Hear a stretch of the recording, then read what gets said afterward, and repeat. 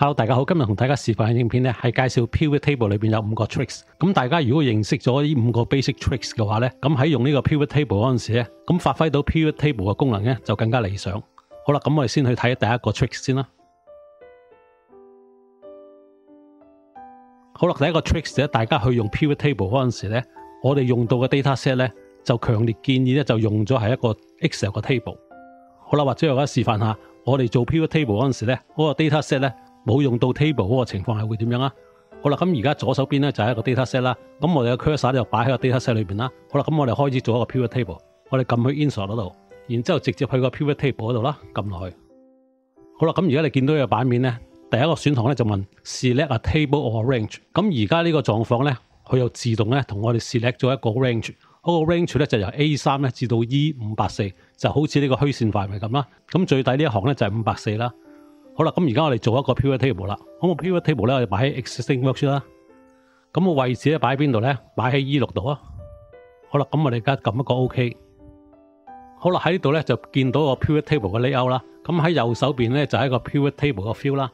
咁首先咧我哋將個 Sales Amount 咧擺喺一個 Submission Value 度，拉落去最右下角呢個位置 Submission Value。好啦，咁然之後將個 Product Category 咧就擺喺一個 row 度。好啦，咁而家喺中間個部分咧，見到個 Pivot Table 咧，嗰個匯總咧就係擺喺個 Product Category 啦，而呢個 Total 咧就係每一個產品嗰個總銷售啦。咁呢個就係初步 Pivot Table 做出嚟嘅分析啦。好啦，遇著有個情況咧，我哋嘅資料咧係有更新，譬如我哋呢個資料咧去到最低呢度，我哋有一個資料更新，我哋模擬一個資料更新擺喺度啊。好啦，或者我哋故意俾一個好大嘅數據啊，呢度加到去1000萬。好啦，咁你見到咧，呢個 computer 咧就加到1000萬。好啦，咁而家我哋翻上去啦。好啦，咁而家咧我哋嘅 Pivot Table 咧就做一個更新啦。咁我哋 mouse 嘅 cursor 就必須擺喺一個 Pivot Table 嘅範圍裏面啦。而嗰個產品裏邊咧就係 computer 啦，呢度應該有一個增加1000萬嘅。好啦，咁我而家試下撳一個 refresh 啦。好啦，咁你見到咧我1000萬冇加到上去。好啦，咁點解呢個情況係咁樣咧？其實我哋先前嘅資料咧只係去到584嘅啫。好啦，或者我哋撳一個 Control 下箭嘴啊。只係去到584，而呢一個585咧就唔係一個資料範圍，所以咧嗰個 Pivot Table 咧就冇包含1000萬嘅。如果你想呢個 Pivot Table 咧 include 埋呢一行嘅資料咧，咁我哋嘅 Pivot Table 咧嗰個 data source 咧就要更改啦。咁點樣去做咧？我哋 highlight 翻呢個 Pivot Table 啦，去翻呢個 Pivot Table Analysis 度撳落去，咁你咧就見到有一個叫做 Change Data Source 嘅，撳落去 Change Data Source 啦。好啦，咁你見到呢個資料咧，好似先前咁樣，只係去到584。如果你需要更改咧，就要喺度改啦。咁啊加翻一行。好啦，咁跟住就咁 OK 啦。咁我哋行翻上頂。好啦，咁而家見到咧，已經增加翻1000萬落去啦。好啦，咁你而家見到呢個狀況咧，就好唔理想啦。如果有資料有加個減嗰陣時咧，我哋咧就需要喺呢個 Table Analysis 嗰度咧 update 呢個 data source。咁呢個做法咧就非常之唔理想啦。好啦，咁我而家就示範，我哋做 Pivot Table 嗰陣時咧，事前咧就要將我哋嘅 data set 咧變成為 table。好啦，咁我而家 delete 咗呢個 Pivot Table， 再重新做一次俾大家睇啊。好啦，咁最後一行嘅資料咧，我哋都 delete 埋佢啊。好啦，我而家重新做一個 Pivot Table。好啦，咁首先我哋將呢個 data set 咧變成一個 table 先啦。咁我哋嘅 cursor 咧擺喺呢個資料範圍裏邊，然之後 insert 揀選 table。好啦，咁去到呢個版面咧，佢就會自動咧就 highlight 咗呢個資料範圍啦，就係由 A3 咧至到 E584。好啦，咁然之後我哋就撳呢個 OK。好啦，咁而家見到咧呢個資料咧就變咗有顏色啦。咁如果我哋想保留翻原本嘅顏色咧，亦都可以嘅。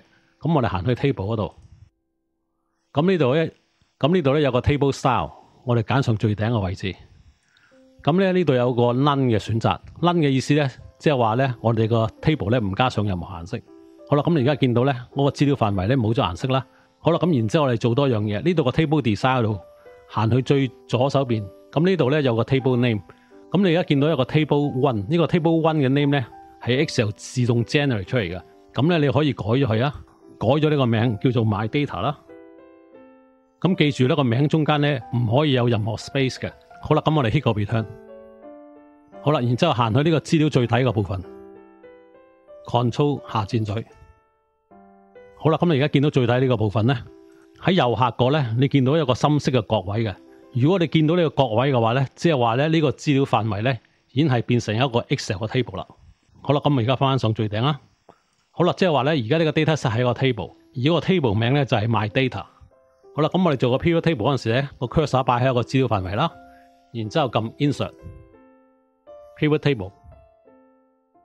好啦，咁你見到呢個版面咧，今次就好唔同啦。是咧 data or range 咧，今次咧佢就擺咗我哋個名落去啦 ，my data。好啦，咁而家我哋咧開始做嗰個 pivot table 啦。好啦，咁我哋揀選啦 existing worksheet。咁然之後咧，我哋擺喺邊個位置咧？好啦，咁而家呢個位置咧就係 G6啦。咁我哋撳一個 OK 啦。好啦，咁而家呢度咧就見到個 pivot table 嘅 layout 啦。咁喺右手邊呢邊咧就係 pivot table 嘅 field list 啦。咁首先咧揀選呢個 sales amount 咧擺喺呢個 submission value 度。我哋撳住佢啦，然之後擺落去。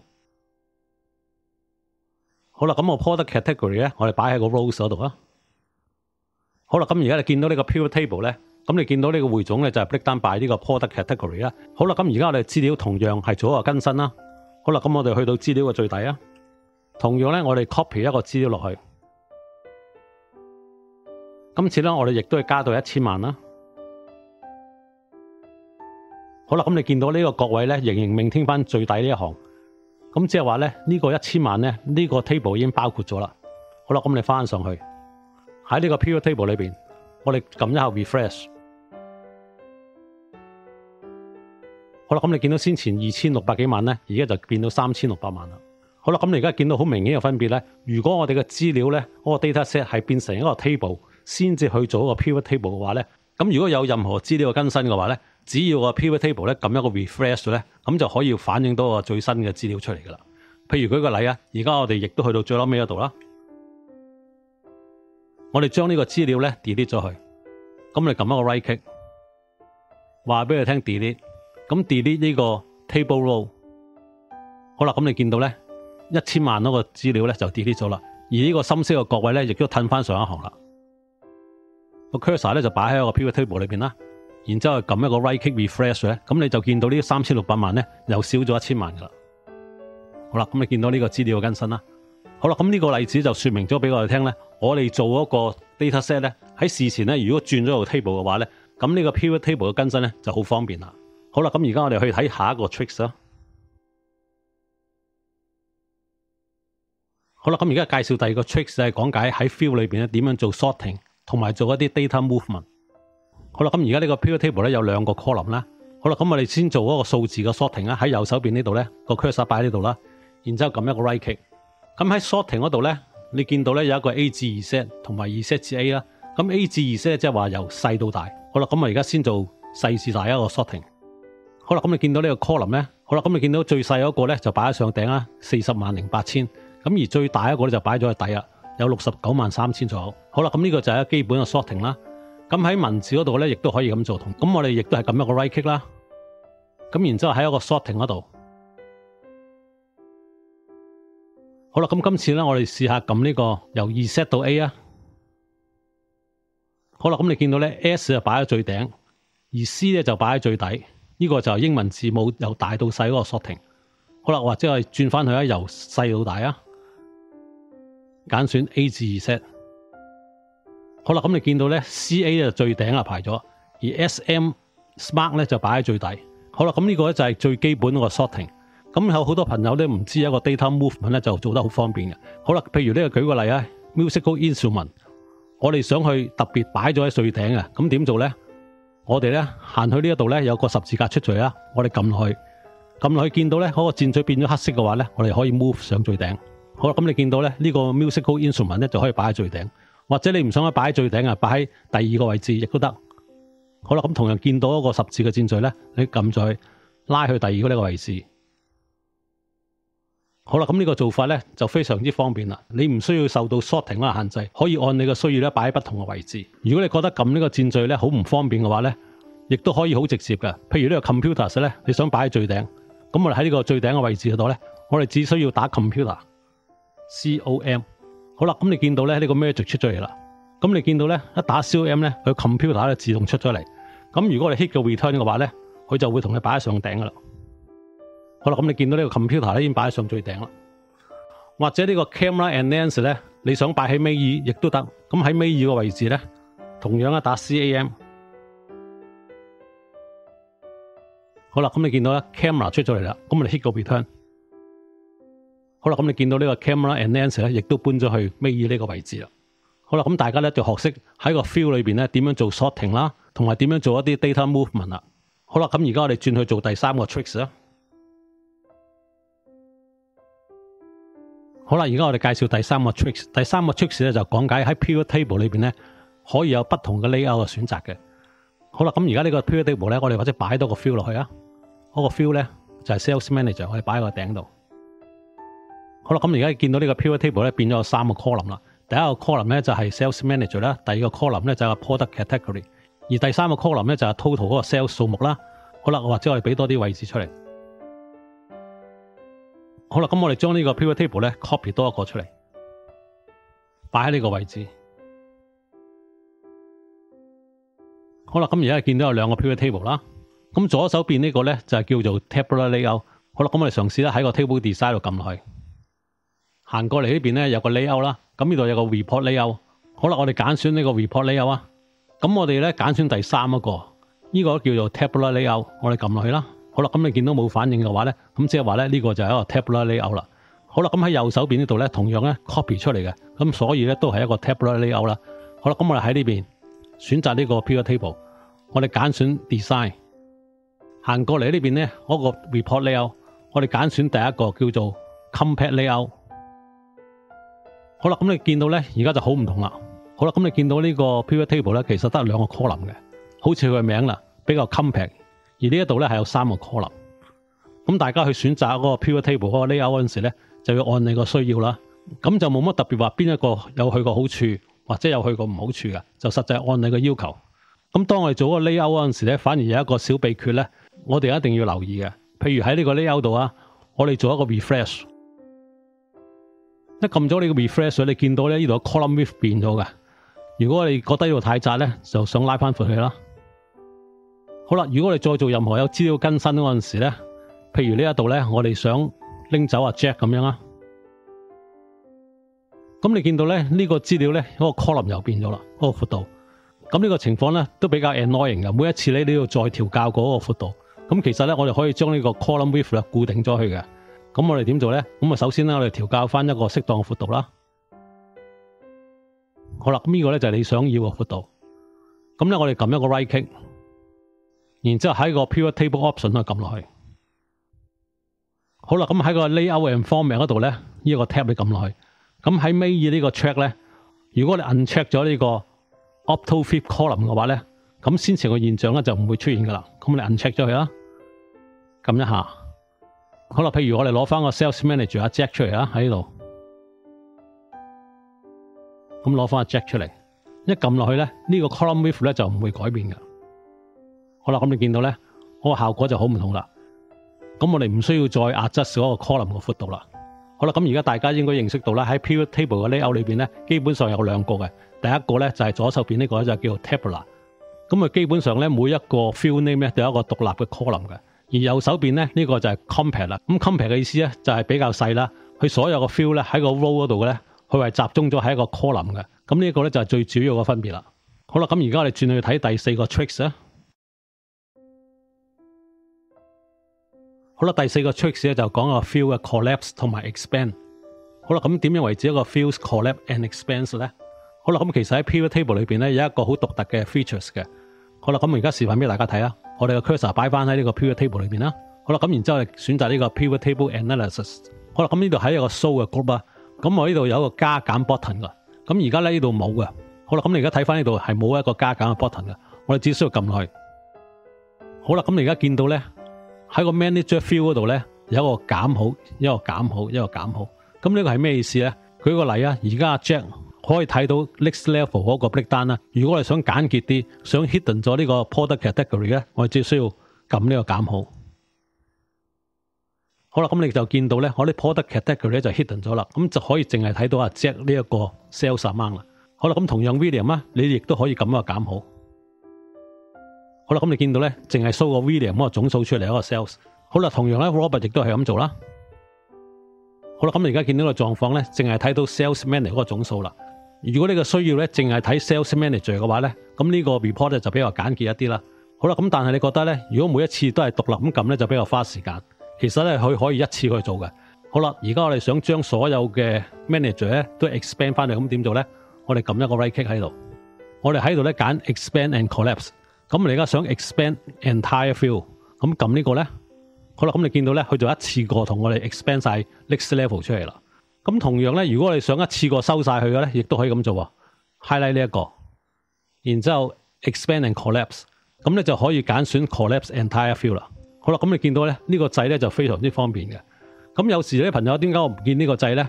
咁你可以喺度選擇啦，去翻呢個 table 嘅 analysis 都撳落去，揀選呢度啊。如果你唔想 show 呢個加減掣出嚟咧，我就可以 disable 咗呢個掣就可以啦。咁你見到冇啦？如果你想要翻嘅話咧，亦都要撳翻出嚟。好啦，呢個咧就好清楚啦。好啦，咁呢個掣咧就幫我哋做 expand and collapse 啦。好啦，喺個 tabular layout 咧，同樣亦都係啦。咁而家咧呢一邊咧，亦都係冇加減掣嘅。咁我哋行翻去呢度 pivot table analysis 都撳落去。咁你 enable 翻呢一個加減 button 啦。咁我哋可以撳呢個掣啦 ，Jack 嗰度減入去。咁你亦都見到咧 product category 咧就 hidden 咗啦。咁你想全部 hidden 咧，亦都一樣咁做法 ，expand and collapse。咁你可以揀選啦 ，collapse entire field 啦。咁同樣咧就可以做到呢個效果。好啦，咁而家咧大家亦都學識咗喺個 field 嗰度咧點樣做一個 expand 啦，或者點樣做一個 collapse 啦。好啦，咁而家我哋轉到喺最後一個 tricks 啦。好啦，咁而家我哋示範最後一個 tricks 啊。呢個 tricks 咧就係介紹點樣喺 pivot table 咧運用 date 呢個 feature。咁 date 咧就係一個日子啦。好啦，咁而家睇翻呢個 data set 咧，喺呢個 date 裏邊咧，咁我哋只係得一個 single column 啦，我哋冇一個獨立嘅 month， 亦都冇一個獨立嘅 year， 或者係冇獨立一個 quarter。咁但係咧，如果我哋需要用到 month、year、quarter 嘅話咧，喺 pivot table 裏邊咧就可以同我哋自動 generate 出嚟㗎。好啦，咁我而家轉翻去呢個 pivot table 啊。咁我哋咧就拎走呢個 sales manager， 拎走埋呢個 product category。好啦，咁而家咧我而家剩翻一個 sales amount 喺呢邊啦。好啦，咁而家我哋嘗試咧擺呢個 date 落去。好啦，咁而家拉咗個 date 落去咧，咁你見到咧下低呢度咧呢個 row 度咧，咁佢咧自動產生咗3個 field 出嚟。第一個就係 year 啦，跟住咧就係 quarter， 咁跟住咧仲有一個叫 month。好啦，咁你見到有3個 field name 裏邊咧，後邊咧括住就係 date。咁即係話咧呢3個 field column 咧，其實由呢個 date 嗰度自動產生出嚟嘅。好啦，咁而家我哋去翻個 pivot table 度啦。咁喺個 pivot table 裏邊咧，第一個 column 咧就係 year 啦。咁你見到呢度有個 quarter 同埋 month 同埋一個 date。好啦，咁我哋喺個 pivot table field 嗰度咧 row 呢個位置咧，我哋拎走呢個 quarter 啦，拉翻上去 ，month 亦都拉翻上去。咁呢個 date 咧就亦都拉翻上去。我哋淨係保留翻 year。咁你見到咧呢度就好簡潔啦，淨係得 year。好啦，咁我哋點樣去利用 quarter 或者 month 咧？咁我哋喺度個 quarter 嗰度揀選佢，然之後拉落嗰個 column 度。咁呢個 feature 咧就相當之好用噶。我哋喺個 data set 裏邊咧，只係得一個 date column 咧，咁但係喺個 pivot table 裏邊咧，佢就可以自動同我哋產生一個 quarter 同埋 month 出嚟。好啦，或者我哋拎走個 quarter 都得，擺個 month 落去啊。咁你見到咧，呢個亦都可以咁做。咁個方向亦都好彈性嘅，你可以將個 month 擺落呢度啦，擺落個 row 度，然之後咧就個 year 咧就擺上頂。好啦，咁你見到呢個 pivot table organization 咧就完全唔同咗啦。喺 first column 嗰度咧就係一個 month 啦，而喺個 column 嗰個分別咧就係 by year 啦。咁你咧就可以用不同嘅角度咧去做呢個 pivot table 啦。好啦，甚至乎咧你可以將個 year 咧就擺喺一個 filter 度啦。然之後就將一個 product category 咧擺喺 column 度，咁而喺個 year 度咧，你亦都可以做一個 filter。咁我哋咧 standalone 可以揀一個 year 出嚟。好啦，咁呢個分析即係話咧喺2021年裏邊咧，不同嘅月份、不同嘅產品嗰個銷售嘅情況係點樣？好啦，咁而家你好清楚睇到咧，我哋點樣可以利用 date 個 features 咧，幫我哋喺 pivot table 裏邊咧做一個多角度嘅分析啦。好啦，咁今次呢個示範咧就到呢度啦。咁大家如果有咩問題嘅話咧，亦都歡迎留言喺個 YouTube channel 裏邊，大家交流一下。好啦，拜拜。